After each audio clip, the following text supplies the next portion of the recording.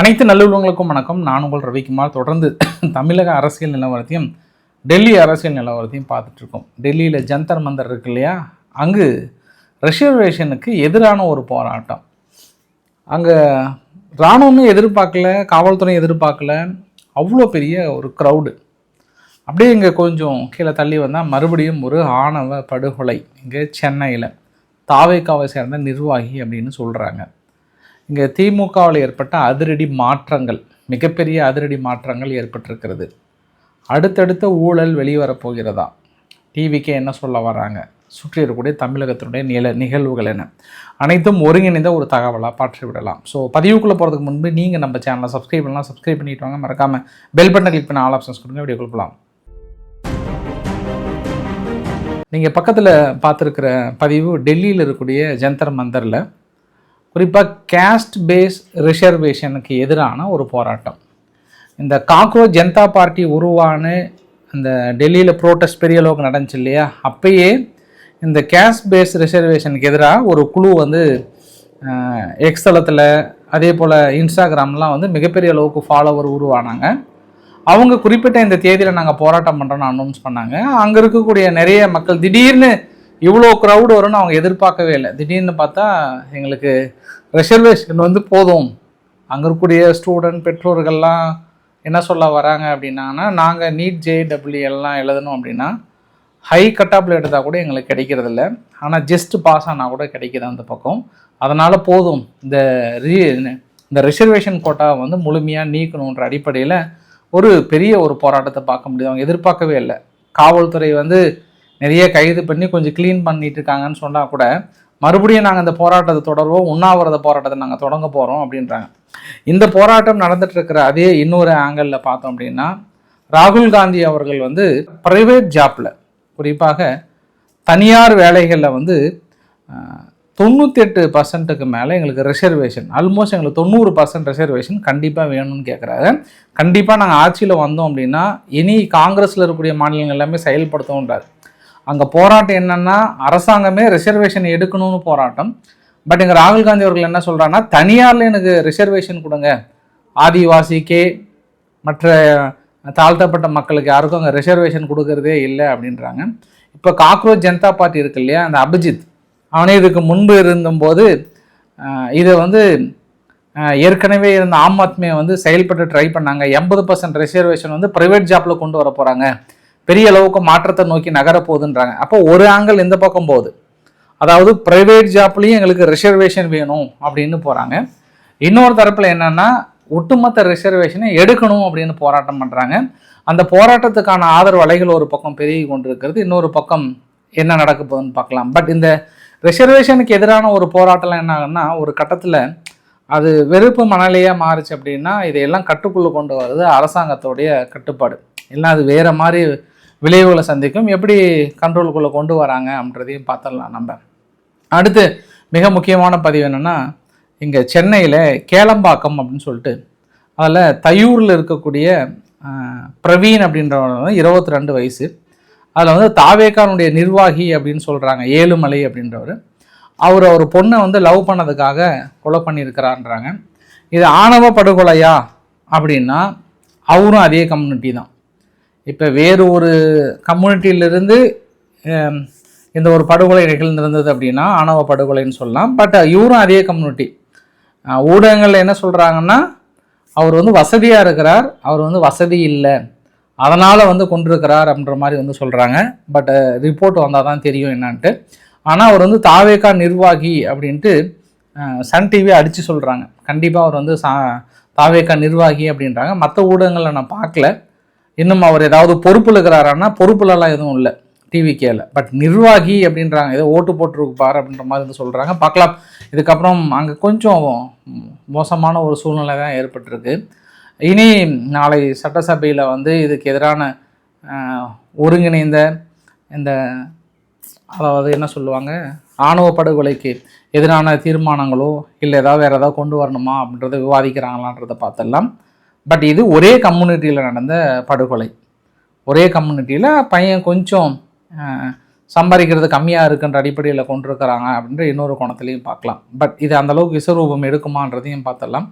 ஏன்னா அரசாங்க வேலை இந்த மாதிரியான விஷயங்கள் தொடர்ந்து எங்கே சம்பவம் நடந்தாலுமே கவர்மெண்ட் வந்து ஈஸியாக தனது கட்டுக்குள்ளே கொண்டு வரணும் அப்படின்னா தாவேக அரசு 100 நாள் வந்ததுக்கப்புறம் இந்த மாதிரி நிறைய அரசாங்க வேலை கொடுத்துருக்குறாங்கன்றது ஒரு கூடுதல் தகவலாக சொல்ல முடியும். இப்போ ஜேசிடி பிரபாகர் அவர்கள் யாருங்க சபாநாயகர் அவர்கள் திடீர்னு இன்றைக்கி ஒரு ஈவெண்ட்டுக்காக கலந்துக்க போனார். ஈவெண்ட் மட்டும் இல்லை, முன்னாள் நடிகை ஒருத்தர் ஜானகின்னு சொல்லிட்டு அவங்க இறந்து போயிட்டாங்க. அதில் கலந்துக்கிட்டு வெளியே வரும்போது செய்தியாளர்கள் கேட்குறாங்க, இந்த மாதிரி நிறைய நீங்கள் நீக்கப்பட்ட வார்த்தைகளை ரீல்ஸாக வெளியிடுறாங்களே அப்படின்னு கேட்கப்படுறதுக்கு அதை நாங்கள் சட்டப்படி நடவடிக்கை எடுப்போம் அப்படின்றாங்க. அதை எப்படி ரீல்ஸாக வெளியிடுறாங்க அப்படின்னாங்கன்னா என்ன சொன்னதுக்காக அந்த வார்த்தை சொன்னாங்க அப்படின்னு தான் சொல்கிறாங்க. அப்போ இதே மாதிரி தானே அங்கே டெல்லியில் நடக்குது. டெல்லியில் பாராளுமன்றத்தில் எப்படின்னா பெரும்பாலும் இங்கே தமிழக எம்பிக்கள் வந்து பிஜேபியை போட்டு தாக்குறது தான் நியூஸாகவே பயங்கரமாக வெளியிடுவாங்க. பயங்கரமாக இங்கே எப்படி டிவிகே அரசை வந்து ப்ரொஜெக்ட் பண்ணி வந்து பயங்கரமாக வெளியிடுறாங்களோ, இங்கே இருக்கக்கூடிய விர்ச்சுவல் வாரியர்ஸ் மீது எல்லாமே பயங்கரமாக பேசுகிறாங்களோ, அதுதான் டெல்லியில் நடக்கிறது. அங்கே பிஜேபிக்கு எதிராக பேசுகிற தமிழக எம்பிக்கள் அதில் நிறைய நீக்கப்பட்ட வார்த்தைகள் இருந்தால் கூட அதை பெருசாக எடுத்து பேசினாங்க. பட் அதே அனுபவம் இங்கே இருக்கிறதா அப்படின்றது இன்னொரு கோணத்துலேயும் நம்ம பார்க்கலாம். இப்போ அந்த உணர்றாங்கன்னு நினைக்கிறேன் நான். ஏன்னா லைவ் வந்து போடுது. இப்போ டிஎம்கேனுடைய பெரிய ஒரு டார்கெட் என்னென்னா லைவில் போகிறதுனால அதுக்காகவே இவங்க பேசுகிறாங்களா அப்படின்ற இன்னொரு கோணத்துலேயும் பார்க்குறாங்க. சரி பார்க்கலாம், நாளையிலேருந்து என்ன நடக்க போகுதுன்னு தெரியல. எப்போ இது முடியும் அப்படின்ட்டு இப்போ வந்து கேட்டிருக்காங்க. எப்போ வேறு எங்கேயும் என்னால் வேலை கூட போக முடியல, எப்போ முடியும்? சினிமா துறையை எதிர்பார்த்துட்ருக்கு, எப்போ அந்த சட்டசபை எப்போ முடியும்? எந்த படம் ரிலீஸ் ஆனாலும் சனி ஞாயிறு மட்டும் தான் ஓடுது, மற்ற நாள் எங்கேயும் ஓடுறதில்ல. முழு மக்கள் அத்தனை பேருமே எங்கே போனாலுமே இதை பற்றி தான் பேசுகிறாங்க. டாஸ்மார்க் ஊழல் வழக்கில் திமுகவுடைய முன்னாள் அமைச்சர் செந்தில் பாலாஜி அவர்களுக்கு வந்து லஞ்ச ஒழிப்புத்துறை வந்து ஒரு நோட்டீஸ் ஒன்று கொடுத்துட்டாங்க. வாங்கப்பா வந்து பதில் சொல்லிட்டு போங்க அப்படின்னு சொல்லி நோட்டீஸ் கொடுத்துருக்காங்க. கிட்டத்தட்ட 2 மணி நேரம் துருவி விசாரணை அப்படின்னு சொல்கிறாங்க.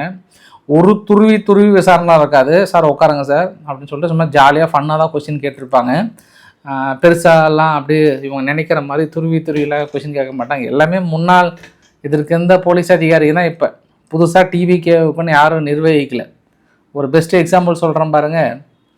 அங்கே நேற்று ரமேஷ் அவர்கள் சட்டமன்றத்தில் மானிய கோரிக்கையில் என்னென்ன நாங்கள் சொல்ல போகிறோன்றதை அனௌன்ஸ் பண்ணுறாரு.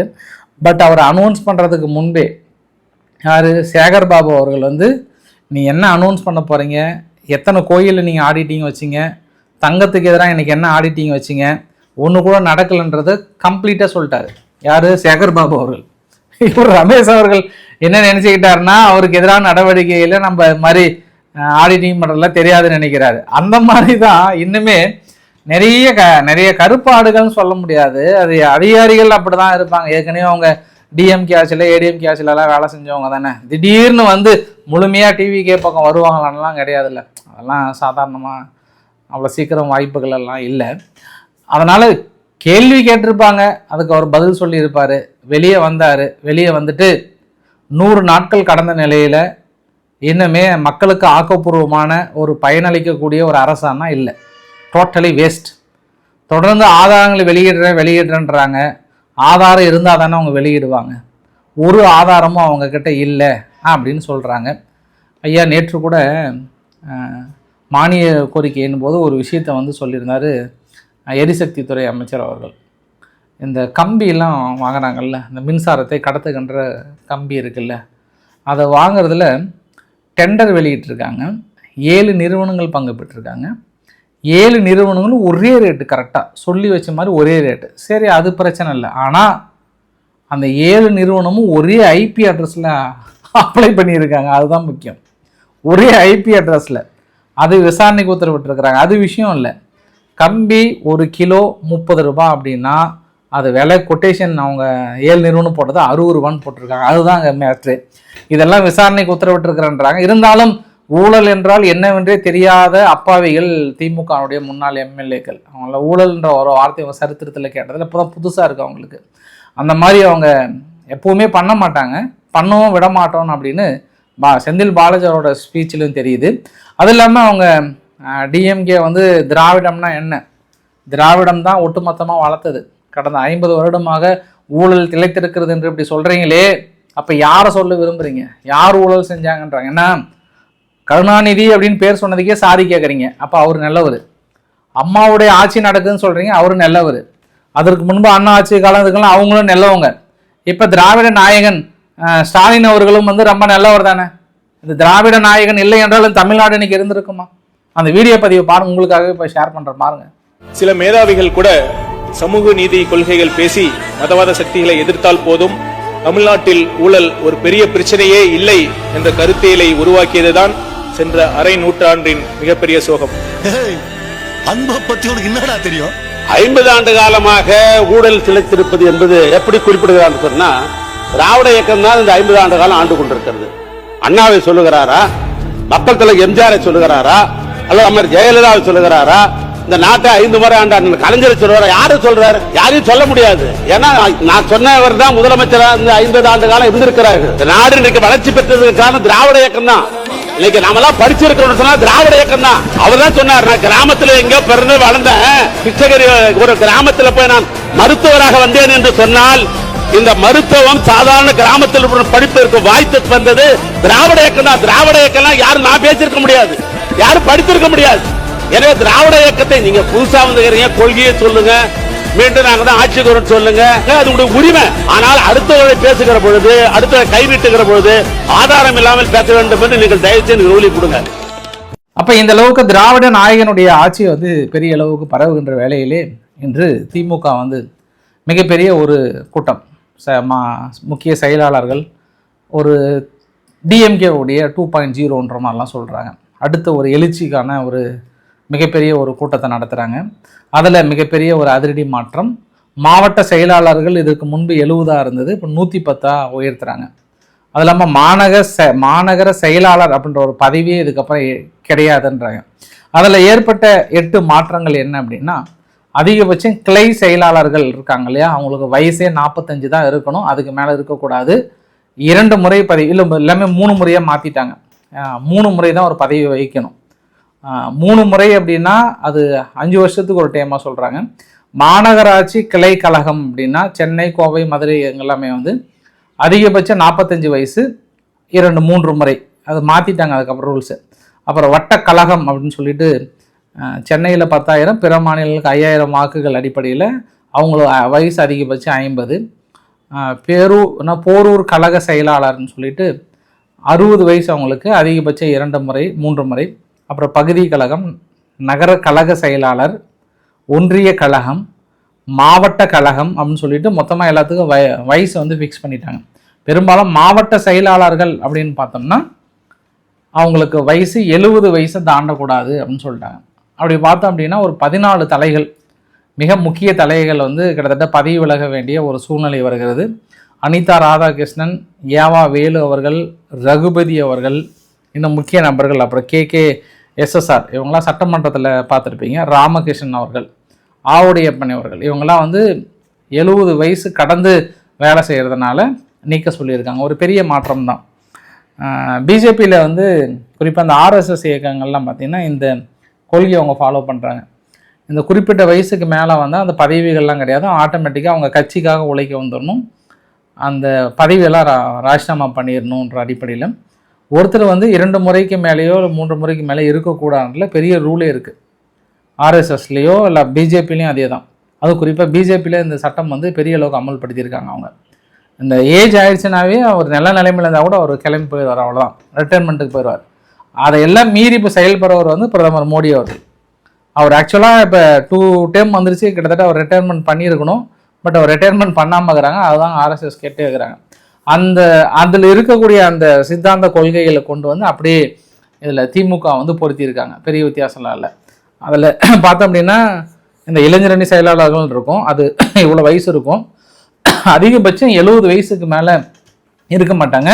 ஆனால் இது வந்து ஒரு நல்லது, கட்சியினருக்கு வந்து இதுக்கப்புறம் நல்ல ஒரு உத்தியோகமாக வளர்வுக்கான வாய்ப்புகள் இருக்கும். ஏன்னா ஒரே மாவட்ட செயலாளர் 2 முறையோ 3 முறைக்கு மேலே இருக்கக்கூடாது, வயசு 70க்கு மேலான இருக்கக்கூடாது. நிறைய பேர்த்துக்கு அந்த வாய்ப்புகள் கிடைக்கும். ஒவ்வொரு கழகத்து எல்லாமே கம்ப்ளீட்டாக வந்து நிறைய பேர்த்துக்கு வாய்ப்புகள் கிடைக்கும். இனி அதான் ஸ்டாலின் அவர்கள் பேசும்போது ஒரு வார்த்தை சொல்கிறாரு, நம்ம வந்து ரீபவுன்ஸ் ஆகிறதுல நம்மளை தவிர வேறு யாருமே கிடையாது. ஏன்னா எதிர்கட்சிகளே நம்மளை பற்றி புகழ்ந்து பேசியிருக்காங்க. அதாவது கம்பேக் கொடுக்கறதுல நம்ம தான் ஸ்பெஷலிஸ்ட். போர் அடிக்கிறதுக்காக அரசியல் கட்சி தொடங்கலை, நம்ம போராட வந்தவர்கள். சும்மா இப்போ டைம் பாஸுக்கு வந்து மக்களுக்காக எதுவுமே செய்யாமல் இப்போ ஆட்சியில் வந்திருக்காங்களே, வந்துட்டு எதோ சினிமா செட்டு போல் உட்காந்து டைலாக் பேசிகிட்டு இருக்காங்களே. மக்களுக்கு என்ன செய்கிறாங்க? நம்மளை தவிர என்ன செஞ்சுட்டாங்க? இனி ஓட்டு போடாதவங்களுக்கும் வேலை செய்கிறது தான் நம்மளோட இயக்கம், அவங்களுக்காக போராட போகிறோம் அப்படின்னு மிகப்பெரிய அனௌன்ஸ்மெண்ட் கொடுத்துருக்காங்க. இனி இந்த டிஎம்கேனுடைய கம்பேக்கை வந்து மிகப்பெரிய அளவுக்கு பார்க்க போகிறீங்கன்னு சொல்கிறாங்க. அப்போ தான் சைடில் இந்த புகைப்படத்தை பார்த்துக்கோங்க, அதில் 1000 அர்த்தங்கள் இருக்குது. திமுகவில் மகளிருக்கு 33% இடஒதுக்கீடு அடிப்படையில் பதவி வழங்கணும் அப்படின்னு சொல்லியிருக்காங்க. அதில் எத்தனை மகளிர் இருக்காங்கன்னு பாருங்கள் அந்த ஃபோட்டோவில், ரொம்ப முக்கியம். அதுவுமே அந்த பதவி கூட என்ன கருணாநிதி அவர்களுடைய பொண்ணுன்ற அடிப்படையில் தான் வந்து கொடுத்துருந்தாங்கன்றதும் ஒரு கூடுதல் தகவல். இப்போ தான் ரொம்ப முக்கியம். இது கூட்டத்தில் வந்து துரைமுருகன் அவர்கள் பேசுகிறாரு, செயல்பாடு சரியில்லைன்ட்டார். சட்டசபையில் டிஎம்கேவோட செயல்பாடு மாமம் மச்சன் என்ன பேசிகிட்டு இருக்கீங்க, அதெல்லாம் ரொம்ப முக்கியமா? சுத்தமாகவே செயல்பாடு சரியில்லை, ஆக்ரோஷம் இல்லை டிஎம்கே கிட்ட அப்படின்றாங்க. ஐயா, என்ன நீங்கள் ஆக்ரோஷமாக பேசினாலும் ஏட்டிக்கு போட்டி அங்கே பதில் பாயிண்ட் அடிக்கிறாங்களே, அதான் நாங்களே ஆச்சரியப்படுற அளவுக்கு எங்களை பதில் கொடுக்குறாங்கன்றாங்களே. திமுக ஒரு ஸ்கோர் பண்ணணும்னு நினைக்கிறாங்க, ஆனால் அந்த ஸ்கோரை அப்படியே உடைக்கிறாங்க. யார் இந்த பக்கம் டிவிகே சார்பாக 3 பேர் தான் உடைக்கிறாங்க. ஒன்று ஆதவ அர்ஜுனா, இன்னொன்று வந்து நிர்மல்குமார், அப்புறம் ராஜ்மோகன் அவர்கள். இந்த 3 பேரை வச்சு ஒட்டுமொத்தமாக அந்த சட்டமன்றத்தை நடத்திட்டு இருக்காங்க. அந்த பக்கம் பல பேர் பேசலாம், ஆனால் அவங்களுடைய லாபி எல்லாத்தையுமே வந்து கம்ப்ளீட்டாக உடைக்கிறாங்க. ஒரு சின்ன எக்ஸாம்பிள் சொல்கிறேன் பாருங்க. நேற்று உதயநிதி அவர்கள் பேசினது அவ்வளோ ஒரு அற்புதமான வேலிடான பாயிண்ட்டு. நாங்கள் வந்து காரு வந்து எங்களுக்கு வேண்டாம், ஏன்னா அரசாங்கமே ரொம்ப நிதி திவால் இருக்குது அப்படின்னு சொல்லியிருந்தாங்க. அதெல்லாம் நக்கீரனில் கூட என்ன போட்டிருந்தாங்கன்னா, ரொம்ப மோசமான வார்த்தைகளை போட்டிருந்தாங்க. அந்த அளவுக்கு டிவிகே மீது கூடிய கோவத்தை பார்க்க முடியுது. ஏன்னா குண்டி கழுவ கூட தண்ணி இல்லையா, எம்எல்ஏக்களுக்கு கார் ஒரு கேடா அப்படின்னு டாபிக் போட்டிருக்காரு. அவர் எரிச்சல் இருக்கிறாரு. அதனால் இந்த சமயத்தில் அரசாங்கத்துக்கு நிதி இல்லை, நாங்கள் கார் கொடுக்கல, எங்களுக்கு கார் வேண்டாம் அப்படின்ற ஒரு நல்ல சூப்பரான கான்செப்டுங்க. மக்கள்கிட்ட வந்து ரீச் பண்ணக்கூடிய ஒரு சாரம்சம் இது. ஆனால் இங்கே ஆதவர்ஜனா வந்து எல்லாத்தையும் உடைக்கிறாரு, டப்புன்னு உடைச்சிட்டாரு. உங்ககிட்ட 2-3 வீடு இருக்குது, நீங்கள் அரசாங்க வீடு கேட்கலையா? நீங்கள் எல்லாத்துக்கும் கார் கிடையாது, யார் ஏழ்மை நிலையில் இருக்கிறாங்களோ அவங்களுக்கு தான் அந்த காரு. ஒரு சட்டம்னு அனௌன்ஸ் பண்ணும்போது பொதுவாக தான் அனௌன்ஸ் பண்ணுவாங்க, அதுக்கப்புறம் வேணும் வேணான்றதை முடிவு பண்ணுறது அவங்கவுங்க கையில் அப்படின்ற மாதிரி. அது இல்லாமல் நாங்கள் 10,000 ரூபா வச்சுக்கிட்டு டிஃபெண்டர் காரில் போகலை, இந்த மாதிரியான விஷயங்கள்லாம் வந்து வேலிடான பாயிண்ட்டை கூட டப்புன்னு உடச்சி எறிகிறாங்க இந்த பக்கம் டிவிக்கு. இதெல்லாம் அவங்க எதிர்பார்த்துருக்கவே மாட்டாங்க. ஏன்னா இன்னைக்கு வந்து பள்ளிக்கல்வித்துறை முன்னாள் அமைச்சர் அவர் வந்து இப்போ பேசுகிறாரு, பாத்ரூம் கக்கூஸில் 3 மணி நேரம் இருக்கிறத பற்றிலாம் பேசுகிறாங்க. அதுக்காகவே யார் எவ்வளோ நேரம் கக்கூஸில் இருக்காங்கன்றதெல்லாம் பார்க்குறாங்களா அப்படின்ற ஒரு விமர்சனத்தையும் வைக்கிறாங்க. அப்போ உங்கள் தலைவர் பேசினதை விட இவங்க பேசுறது ரீச் ஆகுது ஒன்று. இன்னொரு விஷயம் என்னன்னா, அமைதியான அணுகுமுறையில் ஒரு கொஷின் கேட்டிருந்தாங்கன்னா அது எல்லாமே ரீச் ஆகுது. பட் அவங்க எதிர்வினையை ஆற்றும் போது தான் வக்கற்ற திராணியற்ற இந்த மாதிரியான அன்பார்லிமெண்ட்ரி வேர்ட்லாம் இருக்குது. சூப்பர் சிங்கர், இது சினிமா ஷூட்டிங் இல்லை, திராணி இருந்தா தைரியம், திராணின்ற ஒரு வார்த்தை, இது எல்லாமே என்னன்னா ஆப்போசிட்ல ட்ரிகர் ஆகி அந்த பாயிண்ட்டை உடைக்கிறாங்க. இன்னும் நீங்கள் 1 வருஷம் அமைதியாக இருந்தால் தான் டிவிக்கே மேலே எதிரான விமர்சனங்களை வைக்க முடியும். ஏன்னா டைம் இருக்குது. இப்போ நீங்கள் என்ன பேசினாலுமே அதை அதாவது டிஎம்கேவுக்கு எகென்ஸ்டாக தான் மாறும். ஏன்னா இத்தனை வருஷமாக நீங்கள் தான் இருந்தீங்கன்ற ஒரு கொஷினை போட்டு முடிச்சிருவாங்க. பார்க்கலாம் இனி என்ன நடக்க போதோ தெரியல. ஒரு விஷயத்த சொல்லணும்னு நினைக்கிறேன் நான். கார் இல்லை அப்படின்னு சொல்கிறாங்க இல்லையா, 54 எம்எல்ஏக்களிடம் கார் இல்லை. அவங்க அஃபிடேவிட்டில் வந்து அவங்க எலெக்ஷனில் சப்மிட் பண்ணும்போது கொடுத்தது. 70 பேரிடம் 1 கார் தான் இருக்குது. 89 பேரிடம் வந்து 2லிருந்து 4 கார்கள் இருக்குது. 14 பேரிடம் வந்து 5க்கு மேற்பட்ட கார்கள் இருக்குது. இதில் டிவிகேவை சேர்ந்த 32 பேர்த்துக்கு வந்து கார் இல்லை. டிஎம்கேல 9 பேருக்கு வந்து கார் இல்லைன்னு போட்டிருக்கு. ஏடிஎம்கேல 8 பேர்த்துக்கிட்ட கார் இல்லை. இந்திய கம்யூனிஸ்ட் 1, மார்க்சிஸ்ட் கம்யூனிஸ்ட் 1, முஸ்லீம் லீக் 1, விசிகா 1, பாமக 1, இவங்க கிட்டலாம் வந்து கார் இல்லைன்னு போட்டிருக்காங்க. அதாவது இது வந்து நம்ம இன்னொரு ஆங்கிள் எப்படி பார்க்கலான்னா, ஒரு எம்எல்ஏனுடைய சம்பளம் வந்து 1,10,10,000 ரூபாய் வச்சுக்கோங்களேன். அப்போ அந்த எம்எல்ஏ லஞ்சம் வாங்காமல் நேர்மையாக மக்களுக்காக உழைக்கணும் அப்படின்னா அவருக்கான படிகள் இந்த பக்கம் கொடுக்கணும். இல்லைன்னா அந்த 1,10,000ன்றது அவர் கார் எடுத்துகிட்டு டீசல் போட்டு அந்த மக்களை சந்திக்க போனார்னாவே அது காலி ஆகிடும். இங்கே என்ன விஷயம்னா, ஊழலற்ற நேர்மையான நிர்வாகம் கொடுக்கணும் அப்படின்னா அவங்களுக்கான தேவையை ஃபுல்ஃபில் பண்ணும். இது இங்கே மட்டும் இல்லை, காவல்துறையிலிருந்து எல்லா இடத்துக்கும் பொருந்தும். சம்பளம் குறையும் போது 1,10,000 ரூபாயில் கார் எடுத்துகிட்டு டீசல் போட்டுட்டு ஒட்டுமொத்தமாக சுற்றினாங்கன்னா அந்த சம்பளம் அவங்களுக்கு பத்தாது. அதன் அடிப்படையில் இவங்க என்ன நினைக்கிறாங்கன்னா, அடிஷ்னலாக அதுக்கு தனியாக கொடுத்துட்டோம் அப்படின்னா அந்த சேலரி அவங்களுக்கு நின்றும், ஓரளவுக்கு அவங்க மக்களுக்காக உழைப்பாங்க, லஞ்சம் வாங்க மாட்டாங்க அப்படின்னு நினைக்கிறாங்க. பட் டிஎம்கேவுக்கு அதை பற்றி பிரச்சனை இல்லை. பெரிய அளவுக்கு அவங்க என்ன யார் யார் எவ்வளோ வசதி வாய்ப்புகள் இருக்குது, அதுலேயும் ஒரு சில எளிமையான நிலையில் இருக்காங்க. பட் கட்சி முடிவு எடுத்துட்டாங்களே, யாருக்கும் கார் வேணான்னு முடிவு எடுத்துட்டாங்களே, அதை பொறுத்து இருந்து பார்க்கலாம். பெரிய விமர்சனத்துக்குள்ளாகிறது அது குறிப்பாக டிஎம்கே கூட கேட்கல, சன் டிவி மற்ற நிறுவனங்கள் தான் நிறைய கேட்டிருக்காங்க. ஜாய் ஆலுகாஸ் இருக்கு இல்லையா, அவங்க வந்து தாய்மாமன் தங்க மோதிர திட்டத்தில் செலவுக்கு வந்து பார்த்தோம்னா ஜஸ்ட் 0.01 தான் எடுத்திருக்காங்க. அதாவது செய்கூலி, சேதாரம், இன்சூரன்ஸ் கொண்டு போய் சேர்த்துறதுக்கு எல்லாமே. மீதி எங்களுக்கு செலவினம் கொடுத்தா போதுன்றாங்க. மீதி நிறுவனம்லாம் நிறைய கொடுத்தாங்க. இப்போ எல்லாம் என்ன கேட்குறாங்கன்னா, அது எப்படி ஜாய் ஆலுகாஸால் ஒரு பைசா கூட செலவு இல்லாமல் வெறும் கோல்டோட ரேட் மட்டும் கொடுக்க முடியும்? அப்போ இதில் ஏதோ சூட்சமாக இருக்குன்றாங்க. நம்மளுக்கு எந்த சூட்சமாக இருந்தால் நம்மளுக்கு நல்லது வந்தால் நல்லது தானே. நிறைய பேர் வந்து செய்கூலி சேதாரமே 15,000 வரைக்கும்லாம் போட்டிருக்காங்க ஒரு கிராம் தயாரிக்கிறதுக்கு. அதில் இன்னொரு விஷயம் என்ன, கல்யாண் ஜுவல்லர்ஸ் வந்து 978 ரூபாய் போட்டிருந்தாங்க ஒரு கிராம் தயாரிக்கிறதுக்கு. ஏனோ தெரியவில்லை, அவங்களும் திடீர்னு மனசை மாற்றிக்கிட்டு இல்லை நாங்களும் 0% வேஸ்டேஜில் நாங்கள் சும்மா செஞ்சு கொடுக்குறோம் அப்படின்னு சொன்னதுனால இப்போ 70% ஜாய் ஆலுகாஸுக்கும் 30% கல்யாண் ஜுவல்லர்ஸும் கொடுத்துட்டாங்க. இப்போ என்ன விமர்சனம் வைக்கிறாங்கன்னா, ரெண்டுமே வந்து கேரளா நிறுவனங்கள் கொடுக்குறீங்க, ஏன் தமிழக நிறுவனத்துக்கு இல்லையா அப்படின்ற இன்னொரு விமர்சனம் வைக்கிறாங்க. அதே வேளையில் அவங்க எப்படி எந்த ஒரு சேதாரமும் இல்லாமல் வாங்குறாங்கன்னா, பாஸ் நம்மளுக்கு இப்போ இந்த கொட்டேஷன் வந்து ஒரு கிராம் அதிகமாக கொடுத்துட்டாங்கன்னா தான் பிரச்சனையே. இப்போ என்னென்னா, டிரான்ஸ்ஃபார்மர் டெண்டர் விடுறீங்க, டிரான்ஸ்ஃபார்மரோட விலையே 13.8 லட்சம் தான். ஆனால் 13 லட்ச ரூபாய் கொட்டேஷன் போட்டு கொடுக்கறது தான் ஊழல். பட் இது மேக்கிங் காஸ்ட் வந்து மினிமம் காஸ்ட்டு 578 ரூபா போடுறாங்க. அதை விட எங்களுக்கு ஒன்றும் பிரச்சனை இல்லைப்பா, நாங்கள் மேக்கிங் காஸ்ட் எல்லாமே ஃப்ரீ அடிப்படையில் செஞ்சு கொடுக்குறோம் அரசாங்கத்துக்காக சொல்கிற நல்லது தானே. இதில் விமர்சனம் பண்ணுறதுக்கு ஒன்றுமே இல்லையா. ஒன்று 1948க்கு போயிட்டாங்க. இப்போ 1975 வந்து முதல்வர் விஜய் அவர்கள் அந்த விளம்பரத்தில் நடித்தார். அந்த ஜாய் ஆலுகாஸ் நிறுவனம் வந்து நிறையா மாட்டியிருக்குன்னு. அவங்க எங்கே மாட்டினா என்ன, இங்கே தமிழக அரசுக்கு இதனால் வந்து மணி சேவிங் ஆகுதா, அதை பார்த்துட்டு போக வேண்டியதான். இருந்தாலும் நிறைய விமர்சனங்கள் வைக்கிறாங்க, பார்க்கலாம்.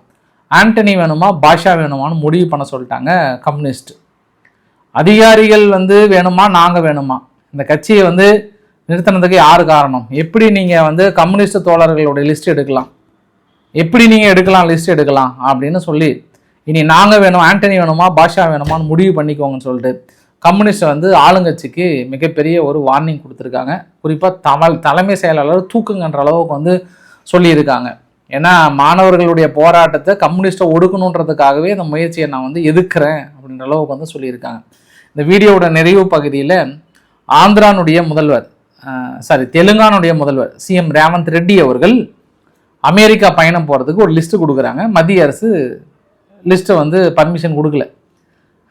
மத்திய அரசு என்ன சொல்கிறாங்கன்னா, பர்சனல் விசிட்டுக்கு இப்போதைக்கு அலோடு கிடையாது, ஏதாவது தேவைன்னா அனுப்புகிறோன்றாங்க. பட் இவங்க என்ன சொல்கிறாங்கன்னா, அது பர்சனல் விசிட்டு கிடையாது, மாநில தேவைக்காக தொழில் முதலீடுக்கான விசிட்டுன்றாங்க. ஆனால் அவங்க இது தொழில் முதலீடுக்கான விசிட் மாதிரி தெரியல, இது எங்களுக்கு சந்தேகத்தை கிளக்கிறதுனால நாங்கள் கேன்சல் பண்ணிட்டோன்னு சொல்கிறாங்க. ஸோ மோதல் முற்றி இருக்கிறது தெலுங்கானாவில் இருக்கக்கூடிய காங்கிரஸுக்கும் மத்தியில் ஆளுகின்ற பிஜேபிக்கும். ஸோ பிடிச்சிருந்தா லைக் பண்ணுங்கள், ஃப்ரெண்ட்ஸுக்கு ஷேர் பண்ணுங்கள், சப்ஸ்கிரைப் பண்ணுங்கள். ரவிக்குமார் அரசியல் உண்மைகள். நன்றி, வணக்கம்.